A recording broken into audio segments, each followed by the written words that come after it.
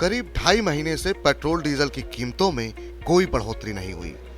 वहीं दूसरी तरफ कच्चे तेल का बाजार लगातार उबल रहा है। सरकार ने 6 अप्रैल को कीमतों में अंतिम बढ़ोतरी की थी। 18 दिन में 14 बार दाम बढ़े थे और कीमतें प्रति लीटर 10 रुपए बढ़ गई थी।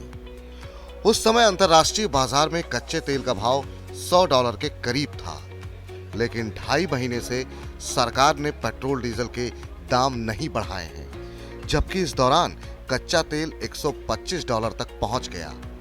उल्टा दाम बढ़ाने के बजाय 22 मई को केंद्र ने पेट्रोल डीजल पर एक्साइज ड्यूटी घटा दी और एक बार फिर पेट्रोल 9 रुपए सस्ता हो गया। महंगे क्रूड के बावजूद पेट्रोल डीजल का रेट नहीं बढ़ना उस डर को दिखाता है जिसे सरकार ने मई में आए रिटेल महंगाई आंकड़ों में देखा था।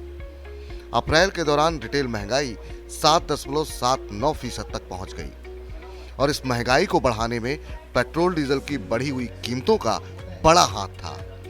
इस आंकड़े के डर से रिजर्व बैंक ने 2 बार कर्ज महंगा कर दिया और सरकार को दाम बढ़ाने से रोक लिया।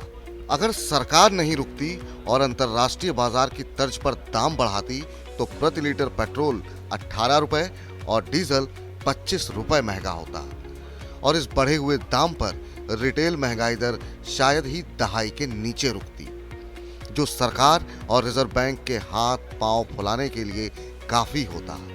रिजर्व बैंक को कर्ज और महंगा करना पड़ता और सरकार के लिए भी परेशानी बढ़ जाती। हालांकि दाम नहीं बढ़ने से भले ही रिजर्व बैंक को कुछ राहत मिली हो, लेकिन सरकार के लिए परेशानी दूसरे रास्ते से दाखिल हो चुकी है। जरूरत पूरा करने के लिए सरकार को महंगे भाव पर तेल आयात करना पड़ रहा है, जिससे व्यापार घाटा रिकॉर्ड स्तर तक पहुंच गया है। मई के दौरान वस्तु व्यापार घाटा रिकॉर्ड $24.29 अरब दर्ज किया गया है। सरकार की परेशानी यहीं खत्म नहीं होती, दाम बढ़ नहीं रहे और निजी तेल कंपनियों को नुकसान हो रहा है। निजी कंपनियों ने अब अपने पंपों पर पेट्रोल डीजल की बिक्री घटा दी है।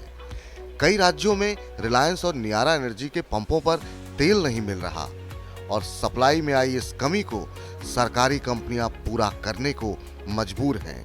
यानी सेल बढ़ाकर सरकारी कंपनियां सरकार का घाटा ही बढ़ा रही हैं।